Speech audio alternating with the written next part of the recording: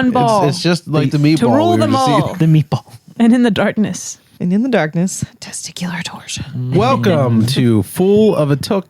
We are here tonight to talk about my favorite chapter that was taking place during chapter 10, which is The Black Gate is Closed. Nope. It's good start. Not that. The Black Gate is somewhat unlocked. It opened and shut and opened again. The Black is Gate ajar. has a ring The camera. Black Gate has been opened. No. Close. The gate Warmer. is black. No. There's a lot of titles. We can argue about it. It's semantics. But the thing that is most important that has nothing to do with the title is that now everyone knows the Black Gate opens. Yeah. Yeah. Like it can. It can open, yes. Yes.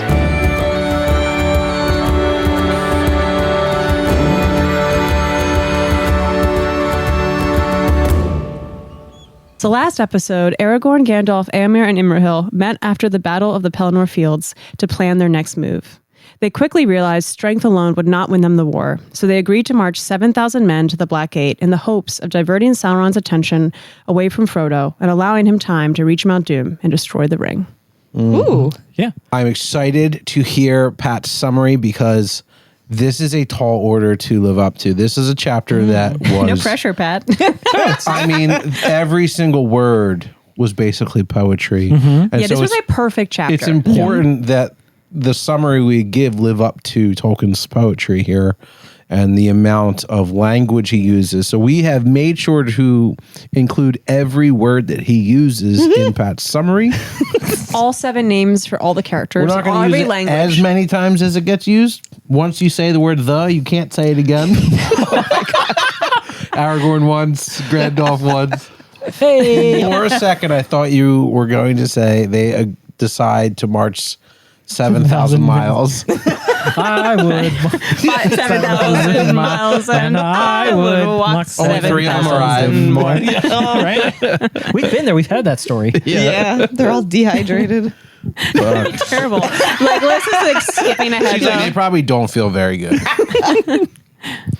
Jesus. Oh my God. That's the least of their problems. If 3 people were going to make it back from that army, who is it? Legolas. Yeah, for sure. He's Gandalf. No, Gandalf didn't even make it all the way to there. Shadowfast, though. Does Yeah, it, shut up. now, does it count if Gandalf dies there and then gets found on a mountaintop again? Yes. Okay, all right. He's like Then the Gandalf is phoenix. definitely. As a phoenix, he Okay. just keeps rising from the ashes. Gandalf is currently the only person of this group of people who's learned how to fast travel. Exactly. Okay, but who's number 3 though? Honestly, it's Probably Aragorn. Theoden's body. Count as a person? They ground him up and they ate him and they carried him. No, I bet they deposited him somewhere after eating him. Into their gullets. No, I agree with Laura. I think it's Aragorn, but I also think it's just Shadowfax and Legolas. That's it. Those are the last 3. That's the only ones that are making it. Oh man. Big yike. Yeah. Big yike. Somebody's like, there's 7,000 men approaching, sir. Yike. It doesn't hit the same without the S. Big yike. Big yike. Ah, yike. Nope.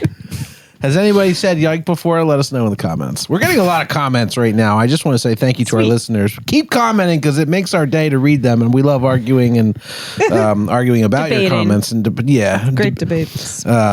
Masterful debatings. We love master debating it. We sure do. Yeah, You walked right into that one. yeah. I walked right into that one. Yike. Okay. All right. Are we good? Can we? I think it's time we start this. All We're, right, do we're we all wanna- loopy. do we wanna- Listen, I gotta preface everyone listening to this episode with, we just ate like 6 pounds of baked ziti. Yeah. And like meatballs. multiple stuffed meatballs. So And a lot of beans. And we had a lot of beans. We're on one right now. We're on a bean high. Shit's about to get weird. We're high on our Your shit and my shit. A lot of meat and a lot of beans. I'm so sorry. Blasting. Yep. This whole chapter is about people getting done dirty. For real. By It's a lamb 7,000 shank. people sign up for a suicide mission. Yeah. Because that's where we are when this chapter starts, right? We're 2 days out from the biggest victory that the Western Alliance has had. They've won the siege of Minas Tirith. They've won the Battle of Pelennor Fields. Theoden died. Denethor self-immolated. But we've got a whole new crop of leaders. This is fine. But also, it doesn't mean anything if we can't, seal the deal. And the plan for the follow-up lap, the victory lap, is to throw 7,000 lives directly at Mordor and hope for the best. Directly into the fire. Yes. Yep. Like, this is a chapter that it's about that journey, right? We get up to the battle. It takes 7 days for them to march from their victory to what may be their graves. And it is a fucked up ride. It's amazing every step of the way. And this chapter is dripping with like themes and messaging. Like, this chapter is 100% Tolkien grappling with what it means to be an individual trapped in a war that is inconceivably large, that you're in an event that is existentially horrific, and that as a single person, you don't have an impact. You just have to go along with it and hope you survive. Yeah. But one of the really interesting things about this chapter, on the flip side of that, is that we get to see an army at war. Right? When we got to ride with the Rohirrim, it was an army riding to battle, to death, but also to glory. And Theoden found his eternal glory. This is the army of Gondor. This is the long defeat. These guys are marching to duty. They're marching to their doom. And that is how this chapter kicks off, right? 7,000 men, volunteers, are picked from the Rohirrim. They're picked from the garrison of Minas Tirith. They're picked from all the troops that come up from the south that get freed up by Aragorn and the Army of the Dead when they defeat the Corsairs of Umbar. Those are the people who are leaving to go carry on the next battle. A lot of the people being left behind are those that are wounded, including Faramir, Eowyn, and Merry. And Merry is the perspective we get at the start of this, and he is really upset just watching the army of the West leave. He sees them peel out. He sees them march away. But before he goes, Aragorn comes up to Merry and he's like, "Hey, bud, I know you're upset about being left behind, but don't worry. If we die, you're dead too. Bye. Bye. Peace, bud." So, enjoy it while it lasts, kiddo. Mary's not so merry right now. For real. No, but it's also because like Pippin gets to go and Merry doesn't because Mary's injured. Gets to go. Well, he elects to go and he's part of the. I know. Well, no. Does Pippin elect to go, or is Pippin elected to go to represent the Shire? That's a question. I thought he was part of the Gondorian Guard still. Well, technically, he was let go. Technically. True, but then if the guy who dies lets you go, then are you reinstated? Right. Is it if your employer dies, But they fired you. or is it You're still fired. contractually? Are you It contractually? depends. What does HR think? That's fair. And Burgle, who's Beregond's son, is also not going, but he's sticking around with Merry. And he says, "Oh, Mr. Mariotic, don't worry. They've got King Elisar and my dad. Everything's going to be fine." And it's this moment that you're left with as a reader going, "Oh, fuck. Any amount of hope here is a childish dream," right? That's Merry is the realist. Burgle is the bullshit child's hope that everything's going to turn out okay. I did think that was so clever on Tolkien's part to have the one person in this entire chapter that's filled with hope is a literal child. Yeah. It is not very far for the army to march because what they're going to do is they're going to leave Minas Tirith. They're going to head east. They're going to cross the River Anduin. They're going to get out to the Mountains of Shadow. They're going to bang a left and go north. And then they're going to go all the way up. They're going to come down through Cirith Gorgor. They're going to come through the battle plain, and they're going to get to the Black Gate. And that's the way they've chosen to come in. They're going to go in the front door because when you do a frontal assault, that's all you can do, right? This whole exercise is about drawing attention to them. Yeah. So the army sets out. They leave Minas Tirith. By about noon, they get to the River Anduin. They get to the ruins of Osgiliath. Tolkien calls it the ruins of Old Gondor, which is a really cool throwback because Osgiliath is the old capital. It's ancient. Yeah. And remember Gimli talking shit on the new stonework done in Minas Tirith? Like, this is Old Gondor. This is the real shit. Probably And- very impressed. Probably, but also, because Tolkien's super subtle, Old Gondor is a fucking ruin. So they cross through Osgiliath. They make it about 5 miles out. That's the end of day one. That's as far as the army gets. Guys, armies go fucking slow. Throughout the chapter, though, they talk about something called the vanguard.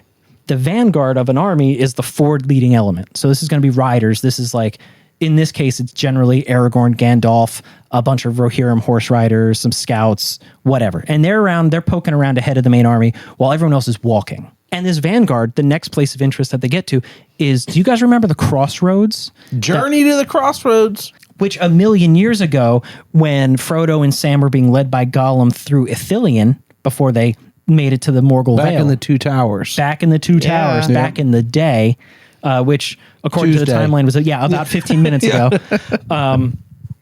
There was this crossroads. There was a statue there of the old kings. The head had been knocked off. They put an orc head on top. Anyway, they get there, and the first thing that Aragorn does is has the statue restored. They put the old head back on. They're restoring the kingdom. Like, that's not a subtle metaphor. Yeah. And what Aragorn also has done is he sets heralds to blow at the north, east, south, and west roads of this crossroads in every direction. And these heralds, they blast out a message, and they read a proclamation of the return of the Lords of Gondor, because that's what the book is. It's, it's book 3, The Return of the Lords of Gondor. That's what it's called? Yes. Yeah. Working title. Yes. And what they announce is that the Lords of Gondor have returned, and all this land that is theirs, they take back. Woo! Yes. All of it. They're coming for you. They're coming for your ass, Sauron. Coming Where for your you guns. Oh. That's the announcement that Aragorn has them yell out, that Gandalf is like blessed off on. And Prince Imrahil is not having it. He says, hold up. Aragorn is his king. Whether or not Aragorn says it out loud, Aragorn is the king.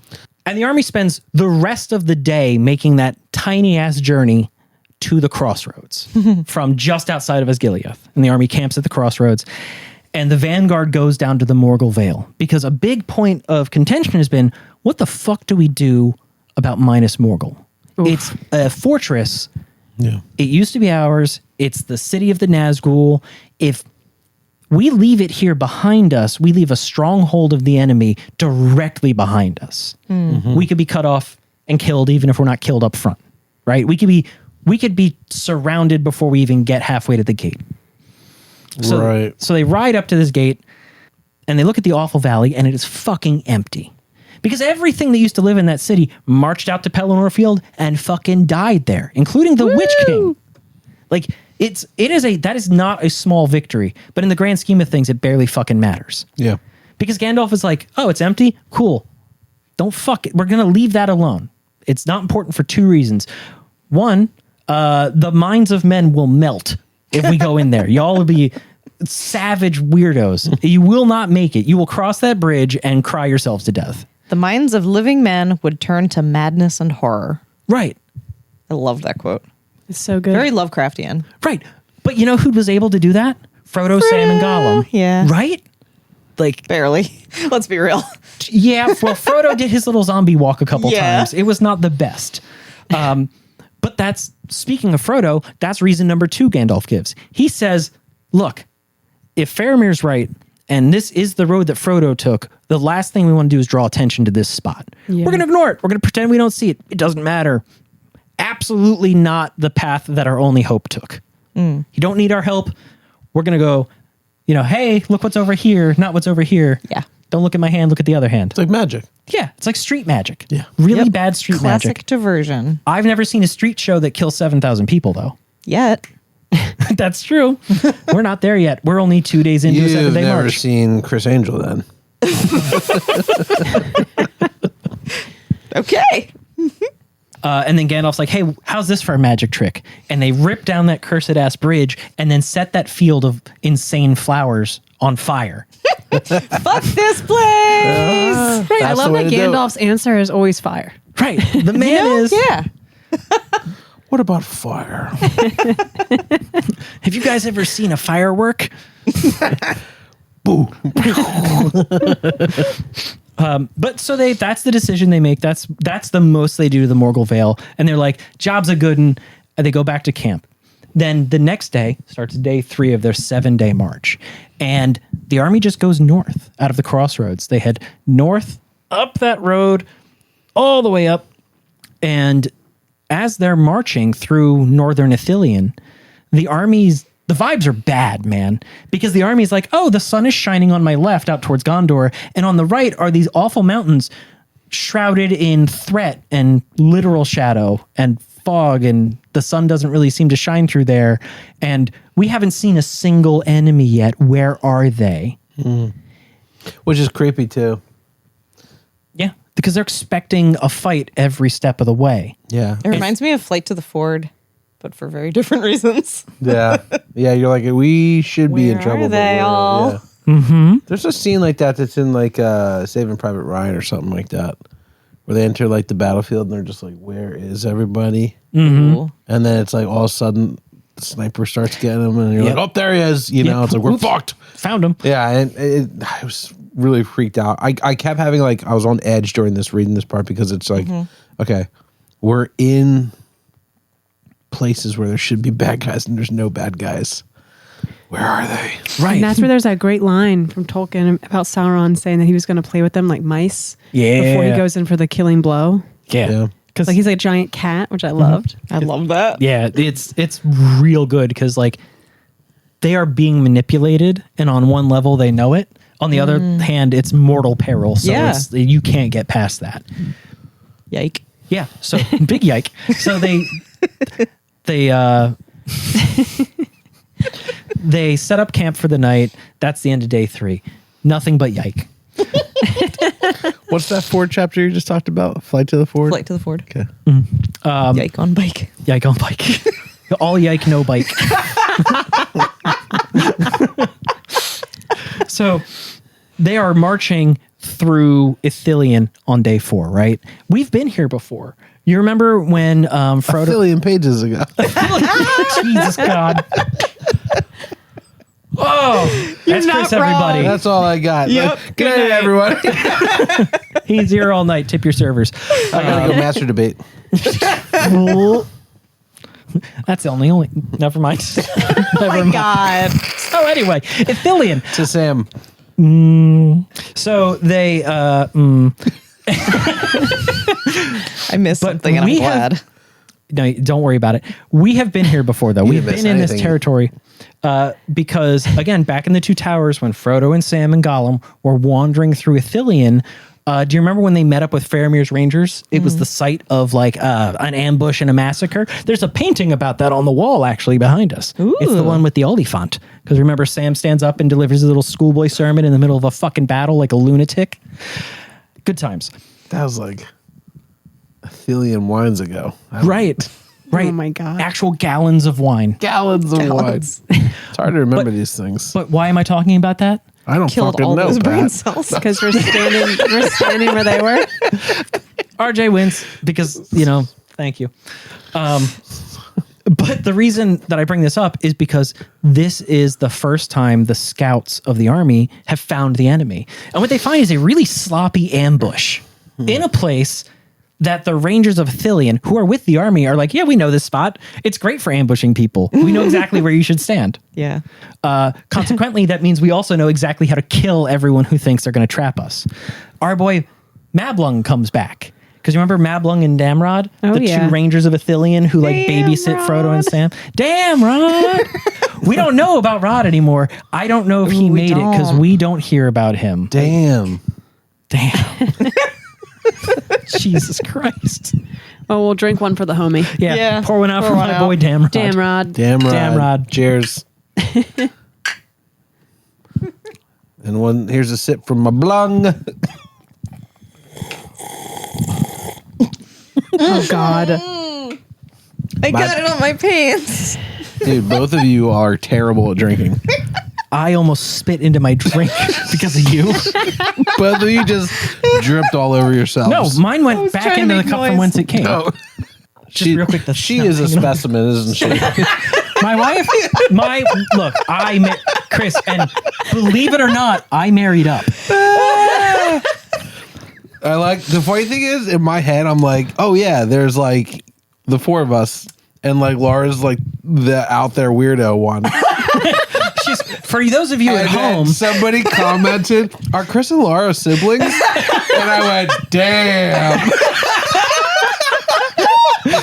all of this is sparked because Laura is licking the outside of her wine glass. She's licking her wine glass, not the actual. Because it has with the drips bug. on it. I get on it. I get I get it. But Do you expect me to waste it?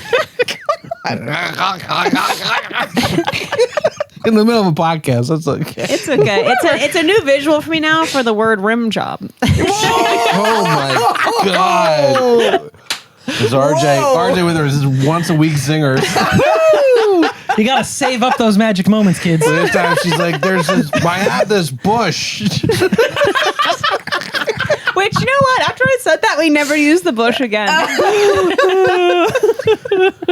I lost a prop in that moment. Oh my god. Thousands and thousands and thousands of people listen to this, and they all now know very secret things about all of us. Come on, it's 2026.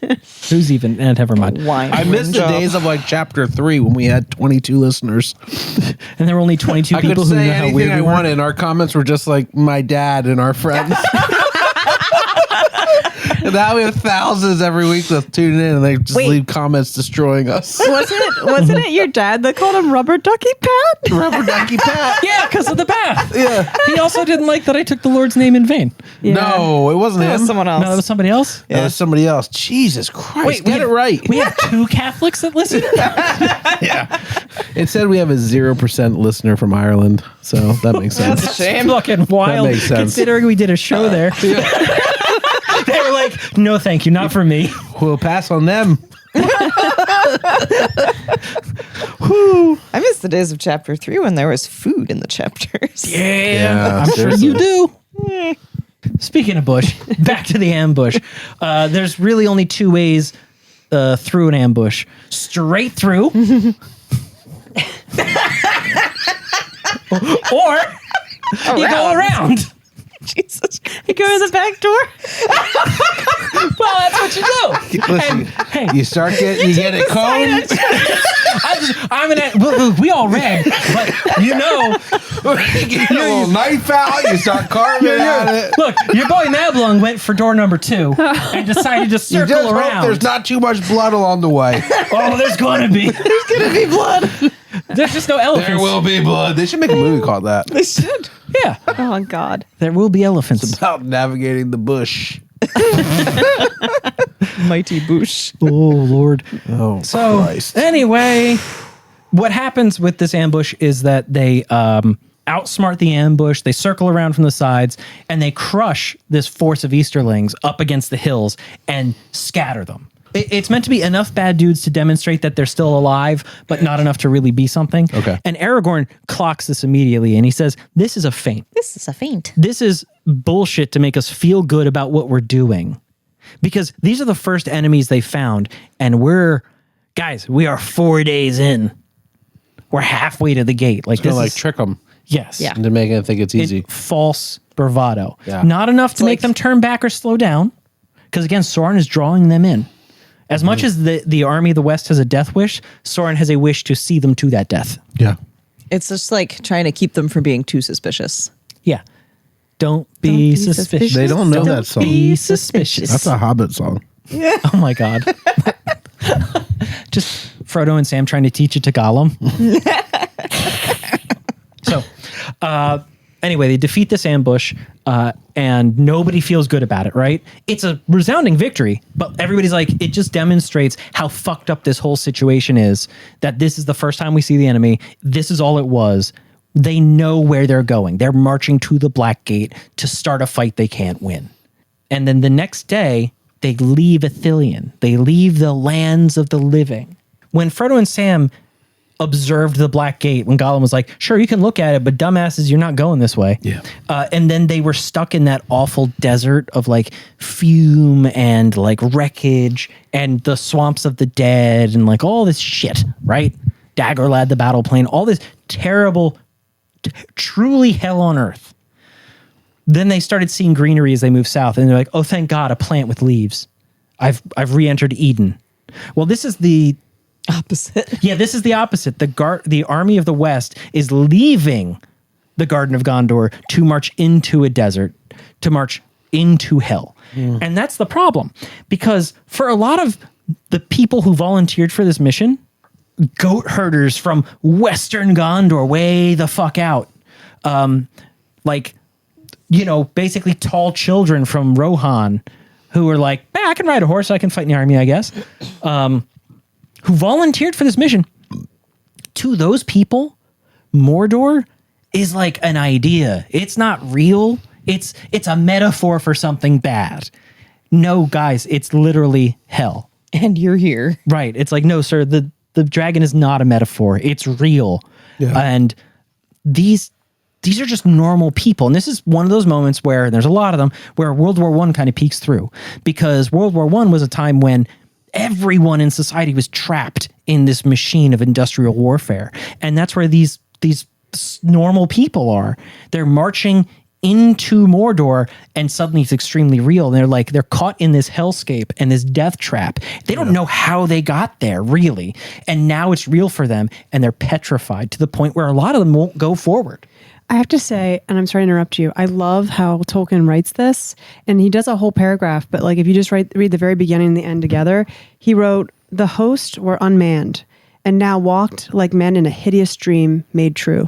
That's exactly it. It's so simple but profound. And in that moment, it's I really understood it. You can see it. And you can see it, and you can feel it, and you can understand how, even though it's shameful, it almost, and like that's why Aragorn takes pity on them there. Because even though it's shameful on paper, it's not, because it's so horrendous. Yeah. Like anyone would feel that way. And that's a really good point, because Aragorn's reaction to all of this is like actual leadership. Right. He expresses mercy and sympathy, but also as a war leader is like, guys, I get it. If you can't do this and you can't proceed, there is no shame. But there is something you can do, and this is what I would ask you to do. The island of Carandros in the Anduin was a garrison north of Osgiliath and south of the Falls of Rhoros. That army of Easterlings that the Rohirrim had to ride past on their way to Gondor, if you recall, that army broke through Carandros, and that was their path in. They were subsequently harassed out, so there's now still a fucking army out there somewhere. But Aragorn's ask of these people who will not proceed on the main mission is, please just stick with it. You're still soldiers. Go to Carandros. If the enemy's there, fight them, defeat them, and hold that to the last man, and defend that part of the border for us. If you can't do this, please do that. And a lot of them were like, oh, fuck, okay. They suck it up, they dig deep, and they're like, no, you know what, I'll rejoin the main army, I'll rejoin the main force. But a lot of them can't. Yeah. And it's amazing that this is Aragorn's reaction. And I think that this Tolkien kind of expressing a desire for what like an idealized response to this sort of inability to proceed with a horrible war would be. Because in World War I, after a certain point, soldiers were just refusing to fight on the front in trench warfare because of how horrible it was. And they were just being shot. It was like, oh, you're in the rear area, you're being rested, you won't go back up? Fine, we have a wall right over there. That's where we put guys to shoot them. The French did battalions at a time. They did thousands of men at a go. Like, World War I was no fucking joke. So for Tolkien to have experienced that and now to be writing this moment is beautiful and profound and fucking sad. So that's just day 5 is when they get out of Ithilien and they march north with the remnants of the army, because they've left garrisons at Osgiliath, at the Crossroads. Now they like a bunch of guys go to Carandros. They only started with 7,000 people, which is literally laughable. Prince Imrahil laughed at the number of people they were bringing for this job. Now they have 1,000 less. Right. What the fuck? And off they go. And the rest of day 6 is just them traveling further north. And they could kind of take a little bit of a shortcut and stay right at the base of the hills and the mountains. On the road, and go directly to the gate. But they opt not to do that because they know that those hills, those mountains, are Swiss cheesed with catacombs and tunnels and garrisons and barracks and crawling with orcs. Yeah. And at any moment, any one of these little fucking valleys could erupt in 1,000,000 orcs and they'd all be killed. So they kind of go away from the hills a little bit. They go out into the battle plain and they kind of go northwest and then north, and then they turn east and they come in. And as they do that, that's the end of day 6. They camp within sight of the Black Gate. Oh, this is straight out of Willow. It just reminds me of that meme that's going around. It's like, oh, a Jet 2 holiday. And I started cracking up. I couldn't even do the accent, but that's how I felt. Like they camped on a Jet 2 holiday. And just the black gate in the background. They're like, fuck. It smells like sulfur. Come on home, you too could have a Jet 2 holiday. No one can make a fire. They're just sitting there like, Well, actually, they do the opposite. That's true. Because they're within sight of the Black Gate, and everyone is fucking on edge now. Because if you recall, the Black Gate is just a fortified pass where the Mountains of Shadow meet the Mountains of Ash. So the mountain range of Mordor that runs north-south and the other one that runs east-west come to a corner. What? I don't know. For some reason, I heard was the mountain of ass. That's kind of what I thought. The mountains of shadow and ass. The Mountains of Shadow and Ass. That's gonna be the next Akatar book. This means a lot more to Archie. She's directing her own She's future. crying right now. Mountains of Shadow and Ass. A court of thorns and roses. A court of shadow and ass. Mountains of shadow. Oh my god, that's out there somewhere. It is. It's like the fanfic of that. It's the Timu version. I'm so sorry. I'll stop being a child. I know you gotta like. Oh, it's okay. I got all night. No, but really though, so it's the north-south range and the east-west range come together in this corner, and that corner is the Valley of Udun. It is the Morannon. It is the Black Gate. Is Udun also where the flame of Udun? It's named for it. What the fuck is the Flame of Udun? Gandalf says it in Moria. Wow. Shit, man. Talking to the Balrog. Yeah. I am the master of light and shadow. Yeah, you return, you Flame of Udun, return. Yeah. Udun is a reference to a lot of Tolkien mythology, but it's basically a bad place. Okay. And being the Flame of Udun is being one of the creatures of that pit. Right. Like you are a demon from that hellscape. So it's good that you call that up, because a good thing to keep in the back of your brains is that everything Sauron does is just trying to do what his old master did. And Long ago. It is, and it is a child's version of everything that the actual big bad tried to do. It's all been done before. It has. Isn't that a Bare Naked Ladies song? Yes, Bare Naked Ladies. Got it. It's all been done before by Satan. Yes. The Mountains of Ash and Shadow. Or as the vegetarians call it, Satan. Would also be someone's form of hell. I've never had it. Can't judge. It's okay. tofu's disgusting Butthole. brother. Yeah. What do you get when you People squeeze ate tofu and went, this is too good. Fine, make something else. Make it worse. Make it worse. Make it briny. Oh. We must reduce. Too much flavor here. The Black Gate itself, remember, is a giant set of iron doors in a giant fucking wall that goes from one mountainside to the other mountainside. It's a complete whole ass wall. Do you remember how much fun it was to attack Helm's Deep? This is Helm's Deep on steroids. Like, it is almost not even comparable. God. Because there's also two towers. Not those towers, different towers. These are the Towers of Teeth on either side of this wall. And a fellowship up top. right of Nazgul. No, well, they are there, but we don't know that. technically, yeah. But in addition to these two fortresses and this giant wall and this iron gate and every fucking orc you can imagine, again, the mountains on either side are just hollowed out. They're fortresses. They're crawling with orcs and evil things. And Tolkien takes a second to remind us, like, we don't know everything yet. We haven't met everybody there is to meet yet. There's evil shit we don't even know about. But we do know where it lives. It lives in those hills. So everybody gets to go to bed watching that, knowing that tomorrow is the fucking day. So nobody sleeps. They're not even sending out scouts because what's the point? They know they're there. And what's the point of sending out 30 guys to go get murdered Can you in the imagine dark? sending a scout out at this moment? You're like, go find out what you can. And instead of them like running off, they just turn and look at it and go, yep, bad guys. Bad news. And they just turn back and sit down. Right? What do you do? What do you want me to do? Well, luckily they have Legolas. He could just like look over and be like, I see blah, blah, blah. And then he's done. Yeah, he gives like some sassy fucking answers. And he's like, Yeah. I'm going to pretend to sleep now.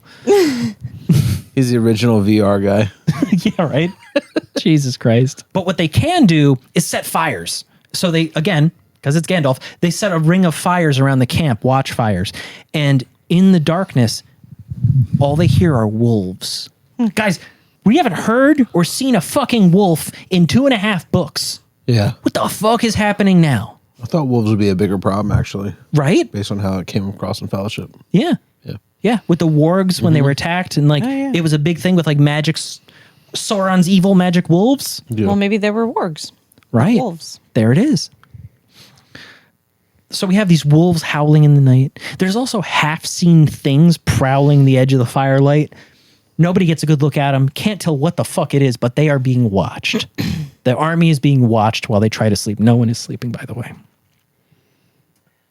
And that's how they pass the final night, because dawn breaks. Dawn of the final day. Dawn of the final day. The 7th day. The day of battle is here. And it's cold. And there's a breeze. But it's not from the south. It's not from the west. At least it's not from the east. It's a cold wind from the north. We'll talk about that because it does mean something. Everything here is meaningful. And what do you do when you're faced with a fortification that you could not break on your best day with all the siege engines in the world? If you had your own grand hammer of the underworld and they only had enough orcs to like man the watchtowers, this army still could not break the wall. Yeah. They literally can't get in.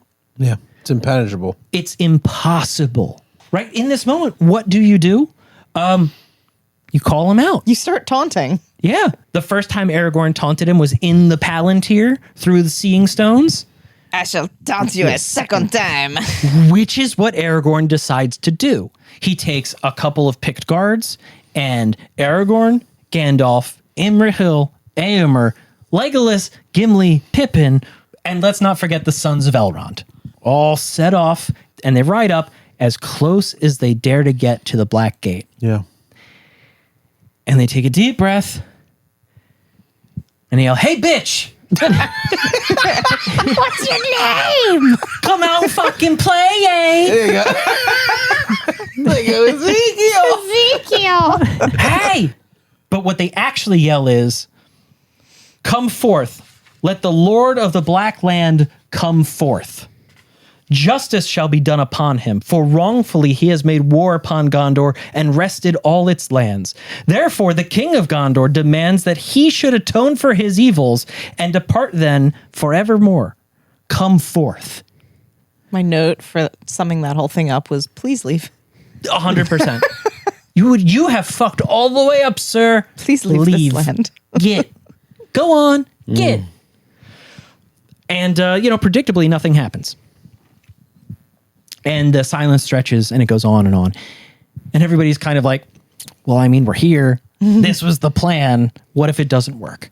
What do we do next? They're ignoring us. Right. We Gandalf's had not getting a fire started. It's like they had not accounted for the possibility that they would simply be ignored. Yeah. And just as they're getting ready to leave, the show begins. Ooh. The envoy of Sauron is coming. The being that speaks for Sauron is coming out. But before the gates open, drums rolling like thunder, horns that are so loud that they shake the stones. And then these impossibly large gates open. And out rides like 6 guys. And at their head is the Mouth of Sauron. A black and evil figure draped in darkness, riding something that looks a lot like a horse. Something that was a horse. Might be. Once. Because Now it's just a whore. oh, I like that with the sparkles. But tricked. but the mountain, but the mouth of Sauron's horse has like a skull for a face and has actual flames coming from its nostrils and eye sockets. I loved that so This is much. not this is not fucking real. No. Like this is not even the Witch King. The Lord of the Nazgul had a horse with its face on fire. Yeah. Like it didn't. Like this is some next level insanity. And Yeah. this is the being It's really sorcery. truly. Yeah. Because Tolkien takes 1 second and he's like, hey, by the way, nobody knows who the fuck this is.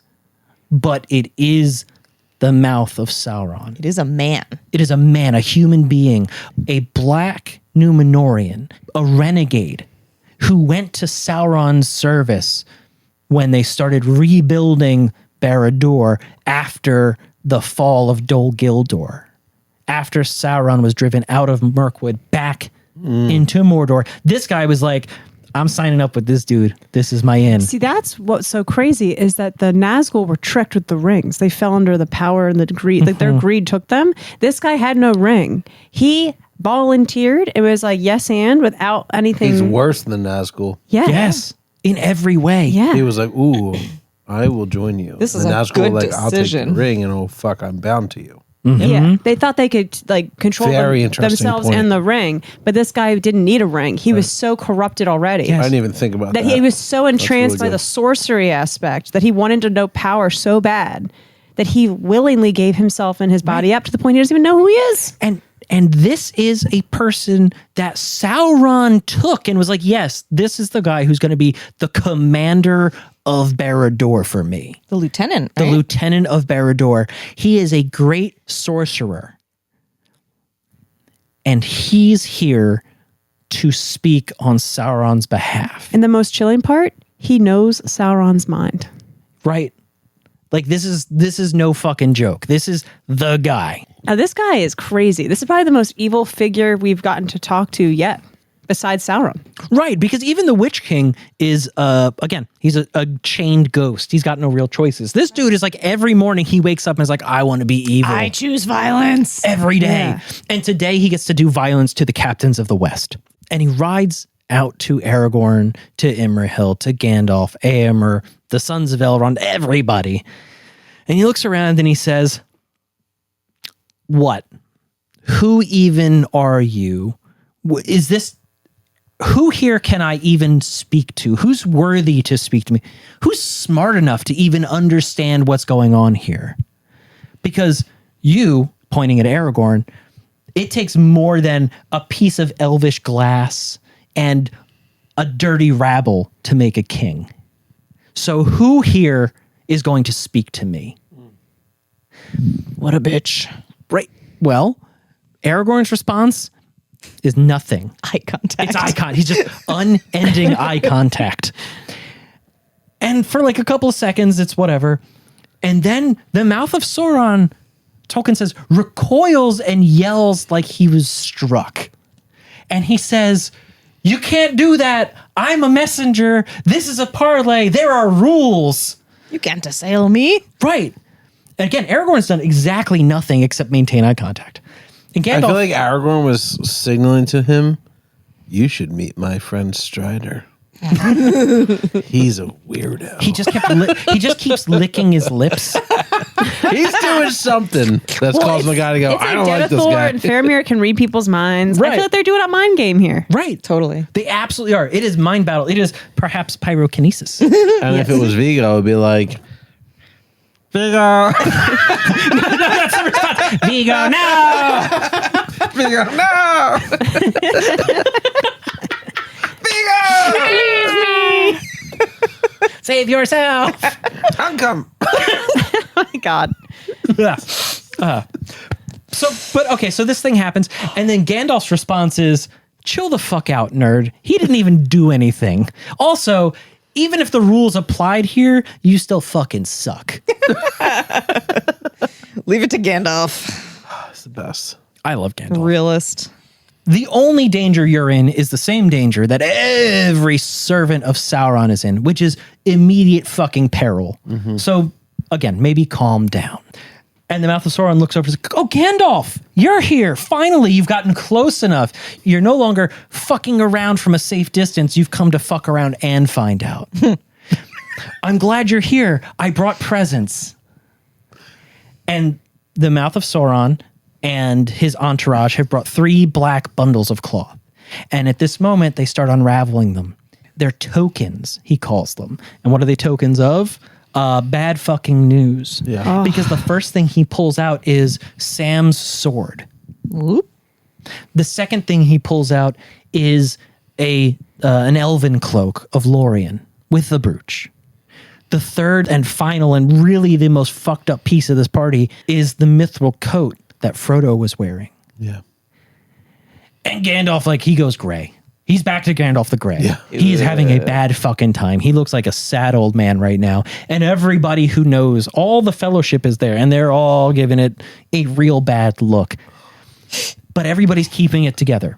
Except Pippin, who, no! Dude, this is heartbreaking, this moment. Because Pippin knows what this means. This means they were caught. The baby of the fellowship can't keep it together. He's what, 16? He's 17? He's functionally a child compared to basically everyone else who's there. And Gandalf turns to Pippin and says, silence. And this is just like Moria again, right? So we're going to find out if Pippin making noise gets Gandalf killed again. Oh, boy. Yike. Love it. And the Mouth of Sauron is having a great time because he knows his fuckery is working. He's like, so you know this stuff. This was important. The people. If you didn't have an emotional reaction, you know what I mean? Yeah, it's You could have played it off. Yeah, but you obviously just played your cards. No, it played his cards as well, though, because he was like, aha, you do know those people. Yup. He didn't know at first, and now he knows. right. It's confirmation. There's no denying because this is a negotiation, right? Because Aragorn has demanded everyone goes away. And the Mouth of Sauron is out here to tell them what? The terms that would take. The terms of what's about to happen. And the Mouth of Sauron's having a great time because it's working. Everything is going according to plan. This is all one big plan to kill everyone who's come. But first, Sauron's going to play games, and this is part of the games. Well, the Mouth of Sauron says, helpfully, before me I see a conspiracy. I see dwarven mail. I see elvish cloaks. I see the men of the West. I see a little rat spy from the Shire. Yeah, we know about the Shire, guys. Chill. We're coming for you too. We see all of you conspiring against my just and fair Lord Sauron. And you have no hope. But what you do have is a choice. Because if you accept my terms, your little rat friend might live. We'll release him. If you choose anything other than that, or if you choose the other road, we keep him alive and torture him for as long as we can manage until we've transformed him into something awful and naked. Maybe he calls himself Gollum. And then we're going to send him to you so you can see what you've done to your friend. And how will the rat's friends save the rat? By accepting Sauron's terms, which are very simple and very straightforward. There's 5 of them. First, the rabble of Gondor and their deluded allies will disarm, go back across the Anduin, and never take up arms against Sauron again. 2, everything east of the Anduin is Sauron's forever. 3, everything between the Anduin and the Misty Mountains will swear fealty to Sauron and pay him tribute. 4, those people... These are making me angry. Those people will be allowed to govern themselves in the name of Sauron. But also, they're going to fix Isengard, which they foolishly and wantonly broke. And 5, they're going to fix it up real nice because somebody, me, is going to govern from that seat and be the lord of all of that. Those are the terms.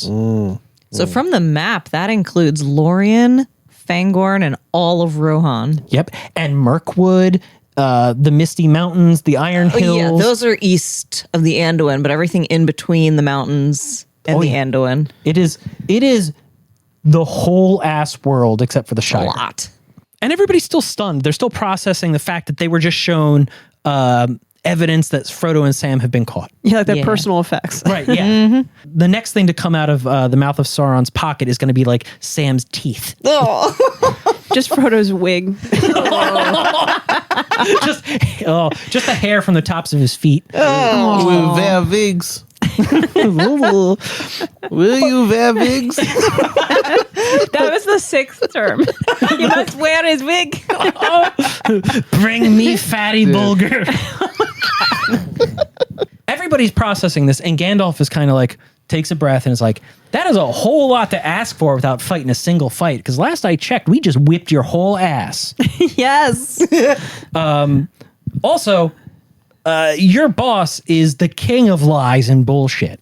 So maybe as a token of good faith, you show us our friend, you hand him over. Let me see him, and then we'll discuss whether or not it's worth handing over the whole world for his release. And that throws the Mouth of Sauron, because he's like, in the back of his brain, he's like, I wasn't prepared for this.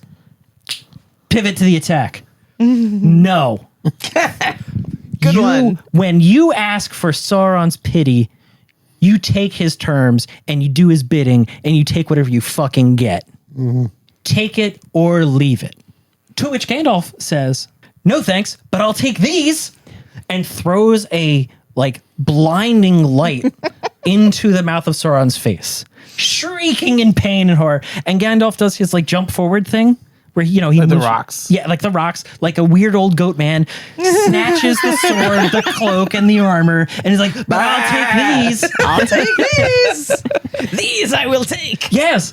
And he's like, thanks for the gifts, asshole. I got a new hobbit. Pippin, come here. Put these on. I'm just kidding. He doesn't say that. Here's the hat. And the Mouth of Sauron is mindless with rage, because to him, this is a game. To him, there's rules. This is his moment to fuck around before he gets anointed King of the West, because he's got to be the one who governs everything. And instead, Gandalf puts a laser pointer in his eyes and takes everything from him. The Mouth of Sauron says, that's inconceivable. It is inconceivable. So he's like, fuck. And with wordless rage, he looks at the captains of the West and sees nothing but murder in their eyes now. Because everybody is like, oh, Gandalf's still fucking around? Okay, we're here to find out. So the Mouth of Sauron sees that negotiations have collapsed. The fun is over. The game is up. So he just rides backwards. He and all his little guys flee back towards the gate. But as they go, he gives a signal, and it's time. He flips the switch. The trap is sprung. There's drums and fire, and the black gates open again, and like a tide, the maggot folk of Mordor pour out of the gates. Legions of orcs. An army of Easterlings comes around the shoulders of the mountains to surround them. From every hole in the hills, every hidden cavern, pour orcs. It is all of the strength that Sauron can throw at them. And again, it's Aragorn, Gandalf, Imrahil, the Fellowship, Legolas's kids, all standing way out the front, right at the front door going, oh, nope, this is not where we should be right now. Shit. And they run like hell back to the army. Why? Because they're outnumbered at least 10-1. There's at least 60,000 orcs and Easterlings. Oh my God. That they can see. 60,000. 60,000.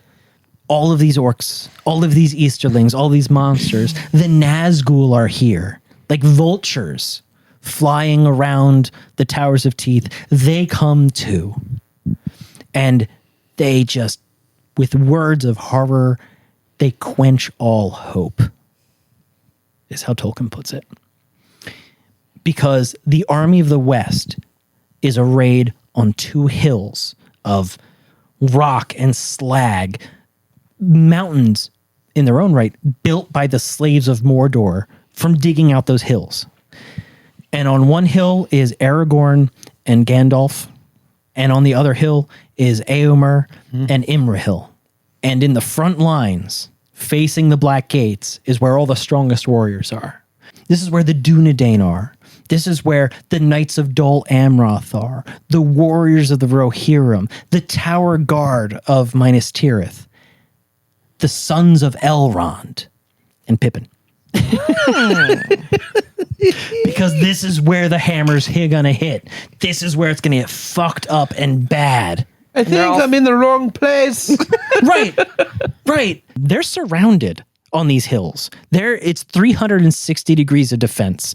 There's nowhere to run. There's no safe direction. You just face outwards, and Easterlings, orcs, monsters are coming for you from every direction.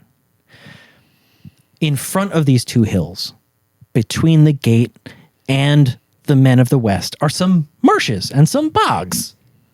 The orcs stop at that moment, and they don't wade through this nightmare. Instead, they form up and they just pour arrows into the defenders. They are firing everything they can at the armies of the West. But what does continue to move forward with absolute rage are these like berserker hill trolls. Something we have not met before. So Tolkien's like, by the way, you don't know everything yet. You haven't met everyone. The full cast has not been revealed. Surprise, it's more fucked up trolls, armored trolls with hammers and shields and armor and a desire to kill everything in front of them. And they hit like a tide, like a ton of fucking bricks. Yeah. And they swing absolute haymakers with hammers. A troll is bigger than a man, much taller, much stronger. It's going to swing an iron brick the size of a child at you. And they do, left, right, center.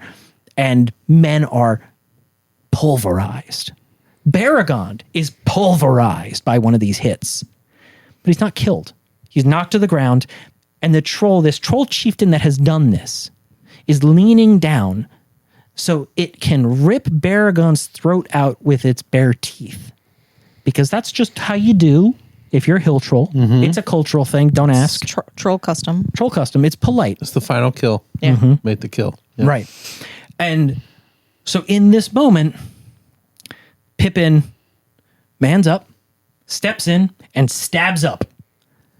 And because Pippin's got one of these swords of the West that he pulled from the barrows, one of these Númenórean blades from ancient times, it goes right into this fucking thing, slits his belly open, and this troll dies screaming, but also rains black blood just all over Pippin. The last thing he sees is a wall of black hit him. The next thing that hits Pippin is the troll. It falls. Troll itself. The troll itself falls over because Pippin's killed it. And he kills this thing, and it falls over onto him. It falls onto Beregond. He's having the air and the life crushed out of him, and all Pippin can think is, oh, this ends the way I thought it would. And there's relief there, that there's no more fear. There's no more uncertainty. He can drift away. He's being crushed to death. And then he hears, the eagles are coming. The eagles are coming. And he thinks, oh, that's nice. But that's Bilbo's story. That's not my story. My story ends here. And Pippin fades to black. And Tolkien writes, and his thoughts fled far away, and his eyes saw no more. That's how book 5 ends. This chapter is a feat. A Tolkien feat. It's all about foot.com. No. It's all about /Sam. things that we are interested in, which is feet. We're all feet. Feet, yeah. Only feet. Truly, honestly, this was like a fucking wave of emotion as I read through this. But the big thing I want to talk about in the beginning here is Mary. Yeah, poor bitch. He's having a bad time. We have such an interesting open and close to this chapter. We open with Mary and we close with Pippin. But they are not mentioned a single time in the middle. Yeah. Yep. It's really interesting the way their characters sort of bookend. The bookends. Yeah. And it's funny because we start with the strong one who is weak. And we end with the weak one who must be strong. Well, Hands up Pippin just squished. wants to catch up he to got Mary squished, yeah. in deeds. Yeah. Now he's Pip. Aw. Peregrine squish. Oh. Peregrine squished. Poor baby. Listen, I gotta. This is such a dumb question, but like, I feel like in order to really understand this chapter, you have to have a really good sense of how far they have traveled. And how many days? Or do you have to have a really good map? You might need a good map, and I would like to ask you, Pat, to explain to me actually how far they've traveled. Okay. I'm going to ask you to hold this real fast. Ah! Pat just leapt off the couch. I have been waiting for this. So, He has a stick and everything. Baton, He is if you now will. standing next to the map. how far did they actually travel? About 150 miles. Maybe like 120. Not very far from, if you're living in Minas Tirith, from your front door to the front door of evil. This is not, this long defeat, this long war is not with a foe far away. This is like you and your next door neighbors throwing bricks at each other every day for as long as your granddad's been alive. We had established basically in the beginning a sense of like pace, like 2 to 2.5 miles an hour. And with this one, I couldn't tell if we were moving fast or slow. It did say that in 3 days of marching, they went north 100 miles, which is impressive, but also proves to me that Tolkien knew what miles were this whole time. Yeah. Everything is leagues, and I don't even remember what other units of measurement he used. Furlongs? But he could have just said miles. Seriously. And like also, so if they get 100 miles in 3 days, so they're moving at 3.3 miles an hour, which feels like pretty fast for like an army, but I'm not a military person. Maybe that's normal speed for an army to be walking. So like a pre-modern army is going to go real fucking slow. Because in pre-modern times, you have a couple of concerns. One, the art of the military sciences are not super well developed. Like this isn't like a Roman army where like you have fortified camps and lines of logistics. It's like a feudal army. They just go. They have enough food. They thought about that. They have roads. They have good roads to walk on. That's the biggest thing. This isn't like Frodo and Sam who are like crawling through hillsides as like child-sized not creatures. to be seen. Right. They're sneaking These at people night. are carrying trumpets going, hello, you're here. Where we're going, we need roads. God damn it. Yeah. Every couple hours, they're blowing horns and announcing the arrival of King Elisar. So, like, they're on good roads. A human being walks about 3 miles an hour. You don't get a full day of marching out of every single person because, again, the head of the army can only go as far as the ass end of the army can catch up to before it's time for dinner and go to bed. And before we move on from Mary, just a really quick note. I loved that it mentioned how his wound started hurting him again as soon as his thoughts turned to despair, as soon as he felt alone and left behind when the army's leaving him and he's staying behind because he's injured. And it's crazy because his wounds from the Witch King that he felled with the help of, obviously, Eowyn. But even so, even though the Witch King is technically not in this world anymore, his magic is that strong that the second Mary is sad, it flares and hurts him again and has power again. Or was it Sauron's magic that did that? Right. I mean, it's like, that's how powerful this evil magic is in this world. And it's such a great beginning to the chapter before we come face to face with some of the more fearsome foes. You know, I thought that was a really cool way to open. Yeah. It's a bit of a metaphor for like when hope is lost. Yes. Your wounds reveal themselves. And when you have hope, you're willing to overlook for months and months and months any sign of despair or any hurt even. You can look past it like it doesn't exist. Yeah. I've gone this entire night acting and not even thinking once about my arm, but the moment I just talked about that, If, I like, stop for a hurt- second and I feel like, oh yeah, that really Like hurts. you feel right it now. now. Like I feel it. Yeah. And it's funny because I really understood that, even though it's completely different. But I understood that moment and being like, oh yeah, like when you have a pretty serious bodily injury and you finally aren't thinking about it, and then something bad happens and you think about it, like it does come back. Mm-hmm. You know, it's weird, and maybe it's, I don't know if it's mental or what, but like It It's might be. trauma. Yeah. It's that's true of all traumas, right? And this chapter is all about trauma. yeah, Yeah. And it's when something bad has happened to you, you can move past it, right? But then when you think back on it and suddenly it's the thing in the front of your brain again, a lot of the stuff has the ability to come back and like punch you right in the dick. Yeah. Like it can 100%. be bad. 100%. So that's a good point. It's a really good point, honey. So the funny thing is that I noticed we have a resurgence of our Mordor music group. Trumpeters? We have And trumpeters drums. and drums this time. Ooh. So it's funny because our heralds are screaming at the gate, Sauron, bring your ass out here, you son of a bitch. And on the other side, the guy and all the troops are like, okay, right. 3, 2, 1, and... Drop a sick beat. Yeah. Yeah. And like all of a sudden the music troupe kicks in. It's like ska, all the trumpets. You need that music troupe there. And they might feel like lesser than orcs, but I promise you that they are worthy of their music instruments. Because think about if there weren't people playing the drums in Moria. Would Moria actually be scary? No. The Howard Shore of orcs. Yeah.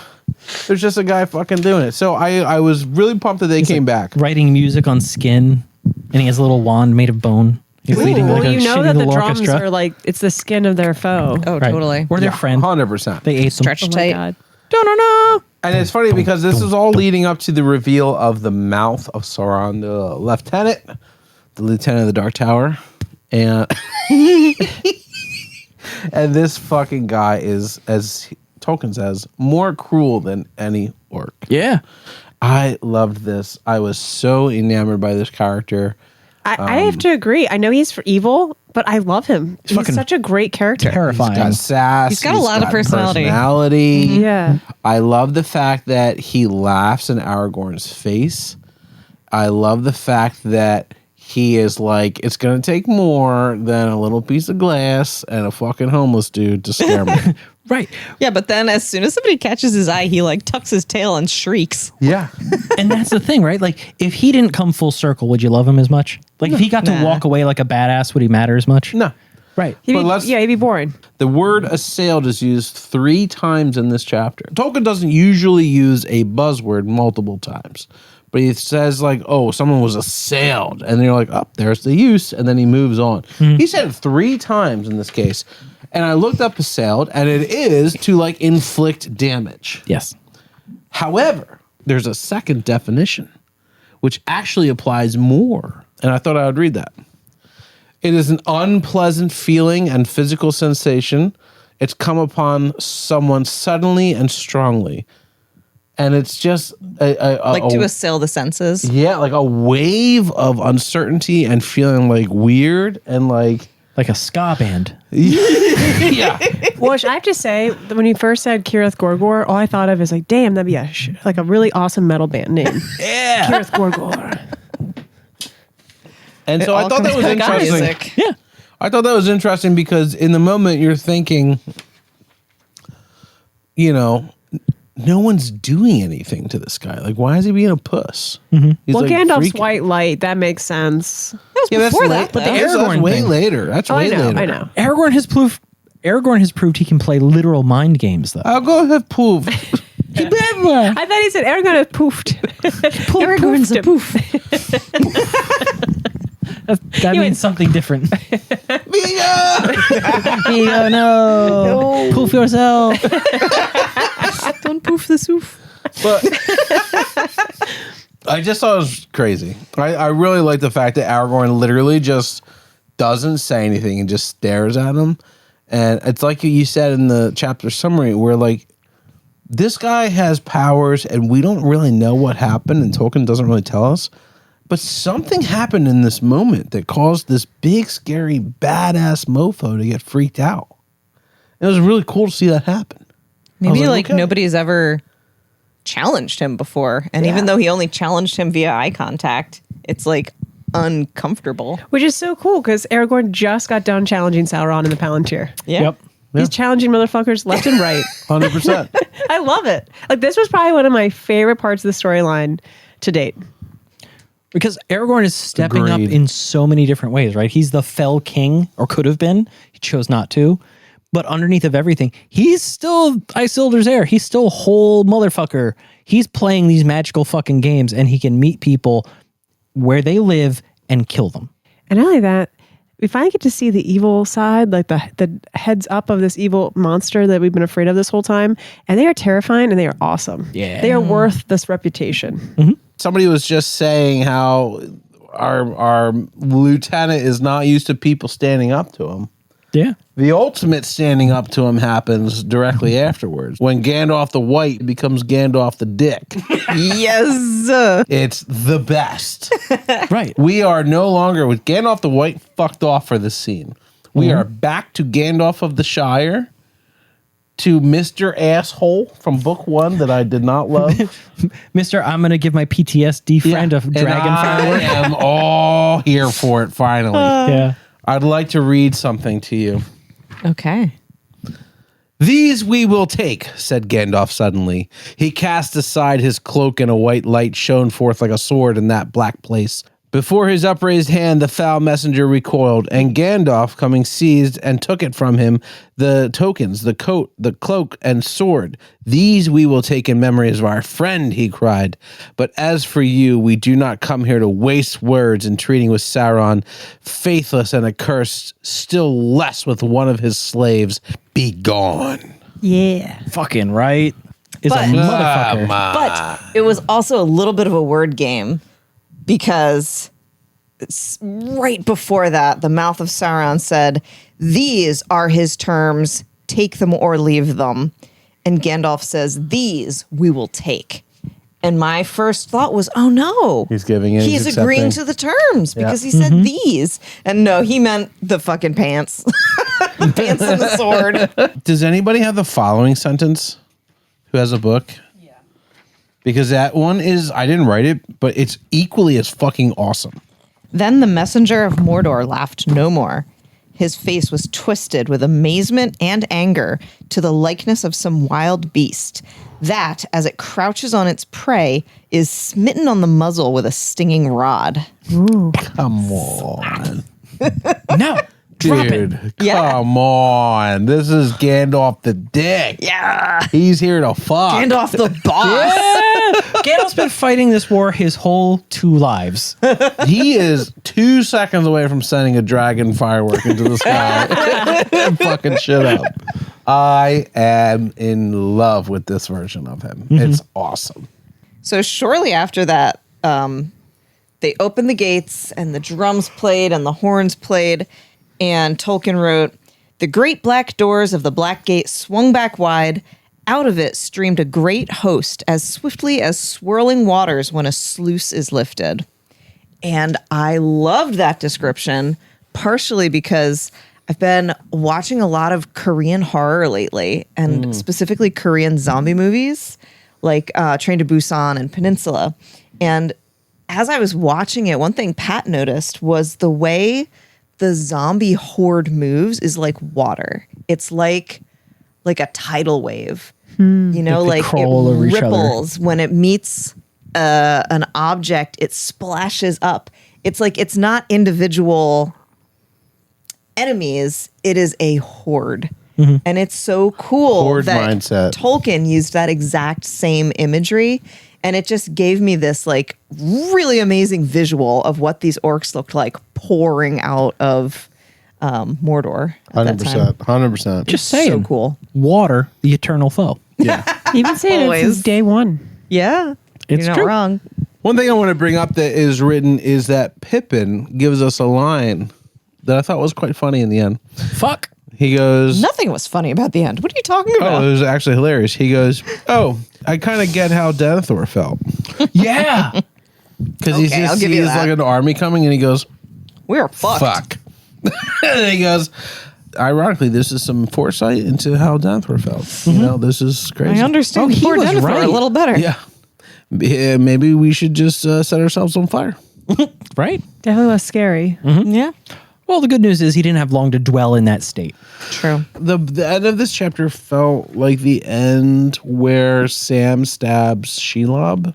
Well, yeah. Okay. Oh, yeah, kind of like in the middle. Yeah, the whole stabbing Yeah. upwards as a Yeah. enemy falls on you. To be fair, when you're Yeah. when you're two when and a you're half, small, all you got is to stab up. Yeah. Unless you're Sam, then you feats. Yeah. feet stabbing has Sam worked did both for then. others. Well, yeah. Yeah. I mean, you got to choose, right? Do you stab them in the feet or you stab them in the balls? I just feel like, we could have been done a before. little more creative with that, That's true too. What RJ said? Or the kneecap. Okay. Yeah, so Also we've been had- done. Yeah, that's what Mary did. Yeah, because we've had hobbits inflict 3 kills that we know of, Yeah. Not counting trees. not counting trees. They tried. They killed a troll. Well, they stabbed a troll in Moria, the Witch King, and now a troll chieftain. And Gandalf.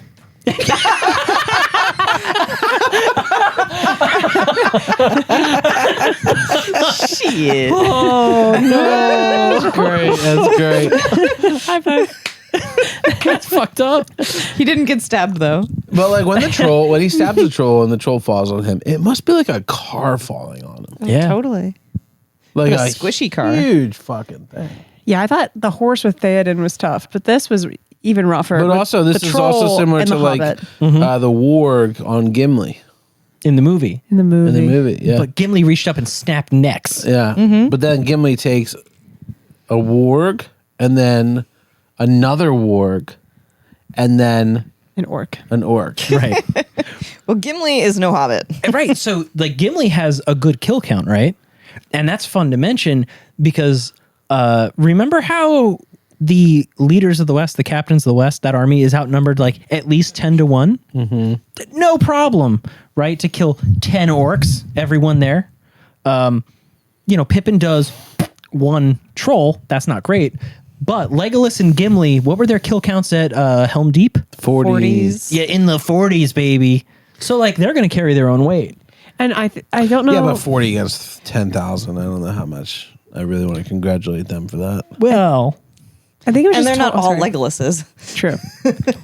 no, they're not. But like you also have both of Elrond's sons there, the murder You've twins. got 6 high rollers and then what? 6,994 husbands. Yeah.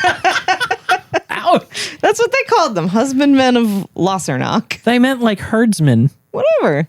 husbands. Well, Every one of them a husband. There's another cute little note in this that was so subtle, but I read it. Maybe I ran into this as well, how I just wanted to think of it. But it said that there was a point made that Legolas and Gimli would be together again in this battle. Yeah. And I was like, I think they're going to do another competition. Like, I think they are keeping count as they They go. better. Just screaming the whole time. Yeah. 47! It's a way to distract yourself. But what was disappointing about this chapter is that Legolas and Gimli are like NPCs. Yeah. Like, I miss the commentary from them. I miss the interaction. I like Aragorn and Gandalf speaking a lot, but like, when did like Imrahil get more vocal than like Gimli? Do you know what I mean? It's like, Yeah. who are the main characters? So And why are the main characters becoming side characters? that's a great question, right? It comes to I perspective. don't fuck with that. It comes to perspective though, right? Because this is fundamentally a story about hobbits. So we're always, when there's a hobbit present, we're always going to get the camera right up on the hobbit, right? Doesn't matter which one, we're always going to see a hobbit in frame. Legolas and Gimli are good for like background stuff. They're good for banter. They're good for filling the gaps. Comic relief. Because they're willing to talk to hobbits about stuff they maybe didn't experience personally. Yeah. You have to talk about Imrahil. You have to talk about Gandalf. You have to talk about Aragorn and the lieutenant of Beregond, the Mouth of Sauron. You have to talk about these people because they drive the action. But perspective is like a tool that Tolkien wields throughout these books. And especially when you get to battles, the camera gets right up in your face, right? Yeah. It's the only reason we know anything about the bigger movements at the Battle of Pelennor, the largest battle we've seen so far, is because they're standing on the top of the battlements of Minas Tirith staring out and they can see things happen and they're describing that. Everything else is this like personal up-faced nonsense. Yeah. Yeah, I feel like if there's going to be a follow-up chapter to show you the battle, Legolas and Gimli will be a big part of that chapter. But they're just not a big part of the I hope so, leadership. because I just feel like at this point we've taken so long to establish who our main characters are, and now it feels like Tolkien wants me to give a fuck about Prince Imrahil, and I don't. Well, they're not the Or leaders like of the men brother, here. or like the sons of Elrond. I'm like, I don't care. If the next scene was a troll fell and squished the sons of Elrond, I'd be like, move on next. That's I don't fair. care at all. But like, if somebody was like, Gimli got a little hurt, I'd be like, I need to know everything that happened. That is true. Because we've spent like 1,000 pages building these relationships. So like, my other half of this, my sort of my last note on this chapter, which is like, Tolkien, please make sure you're keeping the main characters. Because I'm kind of getting tired of like new side characters becoming the fucking voice of every chapter. We got to think about it in terms of like, who are the leaders right now? Like, I don't think I do. Gimli and Legolas are not the ones that should be out there making demands of Sauron and Sauron's mouth. You know, I it's disagree the leaders completely. of men, the leaders of their whole They are army. the Fellowship. They're the Fellowship, but they're not relevant in this moment. That's the problem, is that they should be relevant. And instead, it actually begins last chapter when they're having the army meetings on the field, but Yeah, the last Legolas and debate. Gimli are like, we're not invited into these meetings. We're going to go find our boys. Said And it was it's- Éomer. Yeah, and you're And- like sitting here being like, what's the harm in inviting the other two warmongering people who are with you? Also, the only dwarf and elf present. Yes. Like, why are we treating them less than? And not like Gimli's a war machine and Legolas is A infinitely prince. stronger, faster, better than every single man on the field. They're individuals, but they don't have an army to contribute. That's okay. Yeah, I think it's perspective. They were certainly welcomed at Helm's Deep. That's very So true. if they're welcome at Helm's Deep, why the fuck aren't they welcome at the next big battle? I think it's emotionally unsatisfying, but Legolas and Gimli aren't driving Aragorn's story. Imrahil and Éomer are important to hear because they speak for functionally the people who are going to be Aragorn's subjects. Yeah. They're building the next step of Aragorn's journey. I would love 3 chapters about one about Gimli, one about Legolas, and one about Legolas and Gimli. That's what I want, like in my heart of hearts. But I understand what Chris is saying, though. Even though they aren't technically a part of the powers to be that like make decisions, they are still his brothers. Those Yes. three hunters have been through hell and back together. You know what I'm saying? It was that trio for the 100%, longest time. 100%. They got And brought now- along as tokens to the treaty, to the parlay, as like to represent dwarves and elves, and then Pippin for the Shire. And I understand that Aragorn's Well, making everything they went connections through- for his future of his kingdom and him as a king. But he should. I agree with Chris. Honestly, now the more you're talking, like I'm like, that's true. He's kind of leaving them behind, and it's the political right step, but at what cost? I think that At what two cost? of his truest Closest supporters companions. and closest companions should have been involved. Yeah. 100%. Yeah. Yeah, I think at this point, it's bigger than the relationship between those 3 hunters. I think it's just that, like, at this point, it is us versus them. It is us versus Sauron. And, like, we can only focus on how we can defeat Sauron. this is an enormous conflict. It's 2,500 years old. Individuals don't matter after a certain point. It's just about the ebb and flow of events. So yeah, you look at this and you're like, why don't the people I know and love matter in this moment? It's because what is Legolas, even if he kills 300 orcs, what is he going to do? Even if Gimli kills 700 orcs, what did that do? It doesn't drive anything because the conflict has been elevated above individuals. Yeah. Unless you're fucking Elisar and Gandalf. What do you got? I don't know. We ditched like 2 main characters. I just think it's really sweet how emotionally invested you are in Legolas and Gimli. It's cool. It's the awesome. It's just how much brotherhood. you, You care mean about like the the bros. main characters? Like they're his fellows? Like I'm emotionally invested in the main characters of this book? It's like you being like, I think it's cute that you care about Pippin. Of course I care about Pippin. But why? Like he's one of the main characters. This story is told from a POV. Sauron can live a million years and I don't care. I only care about the interactions between the bad guy and our good guys. And if you have told me these are our good guys and it's like our army of 9 set out, then I care about every one of these 9. You don't care about the bigger picture, whether they No, I win don't the fucking war? care about the bigger picture. Okay. We could fail. It's the fate of the world. Who cares? I say this all love because I love this chapter, but I truly believe that like those are some things that are like pretty big gripes that I have with like how the end of book 5. This is the end. Book 5 is over. I don't know what else happens, and I have a feeling book 6 is going to start right back with fucking Sam's and Frodo's story. Imrahil gets like fucking 15 lines throughout this chapter, and Éomer is being brought. I'm like, fuck Éomer. I don't give a shit about Éomer. He's not our guy. Éomer's a good guy, but he's not our guy. Well, it's because he's it's a the meeting, good guy for another team. But it's because it's a meeting of the captains of the West, which unfortunately don't involve the dwarves and the elves. Because the elves are leaving and the dwarves are not involved in that 100%. anymore. So it's all a political thing. And I know I think he's doing the right moves for his kingdom in like the future of the world. But you're right. At the end of the day, it's sad that those two are not included. Dude, we're legitimately in the last Harry Potter movie, and Ron and Hermione are missing. The sidekicks to our main guy are missing. Harriman? And I'm sitting here being like, you want me to give a fuck about Cho Chang right now? I don't give two shits about this character. You are not wrong even a little bit. That's annoying. Like, no. It's emotionally unsatisfying to not see the characters we know, the characters we've been exposed to, that we've been told to love. You're right. We're Back the and three best friends that anyone could have. There's so much fanfic out there, but you shouldn't read it. Oh no. Oh no.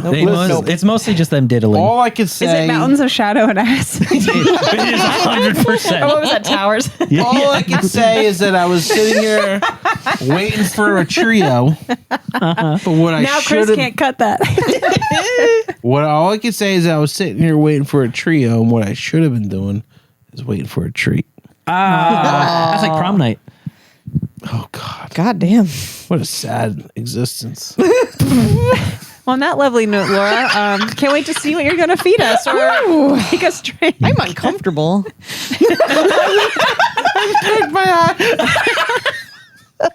My eye got caught in my thumb. Yeah, you all right there, buddy? Yeah. Oh, guys, cut. We got to go to the hospital. Well, Laura, what is this? I hope you're hungry. I was. I have made for you Troll's blood soup. Laura has made 4 tiny gray bowls of gray chunky soup.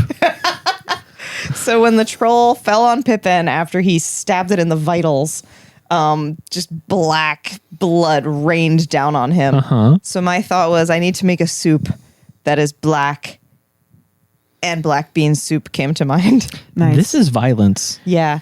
Also, I just want to say, I miss the days of the Fellowship when there was food in every chapter.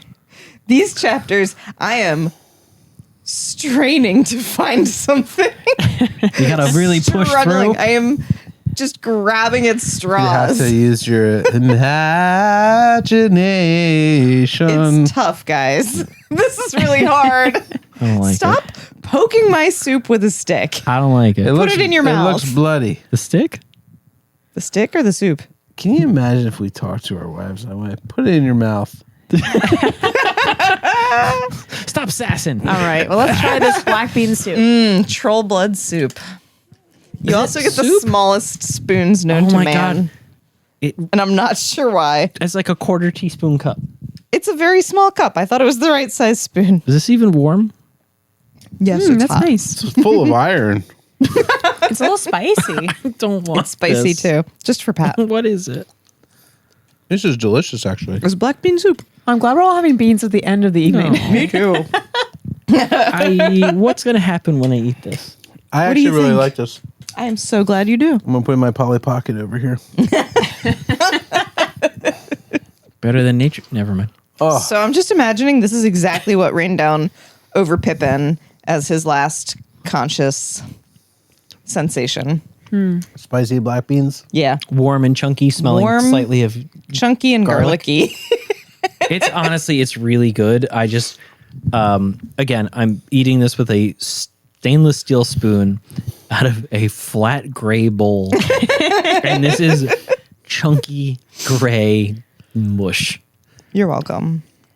I'm here for it. Normally you leave some beans intact, but I was like, it's got to be blood. It has to be It works great. as thin as possible. It really conveys Pippin's experience. You know? Struggle.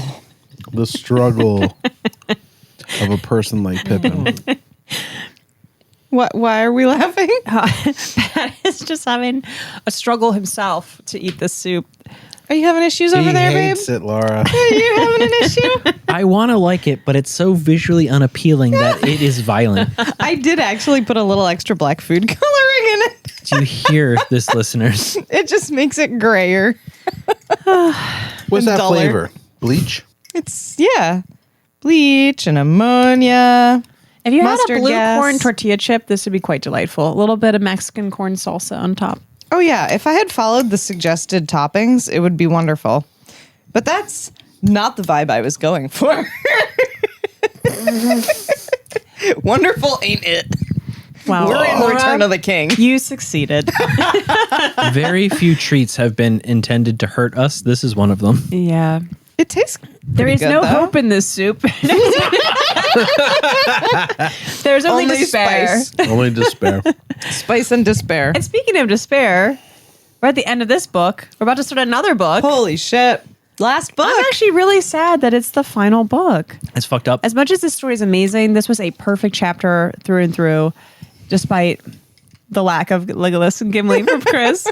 I have to say, I'm so excited to go to the next book, but it's also with a bittersweet heart. Like I'm so excited, but I'm also so sad. This is our final book, guys.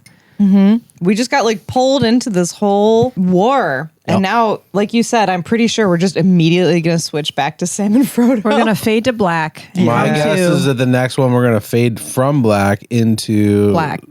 Sam. More black.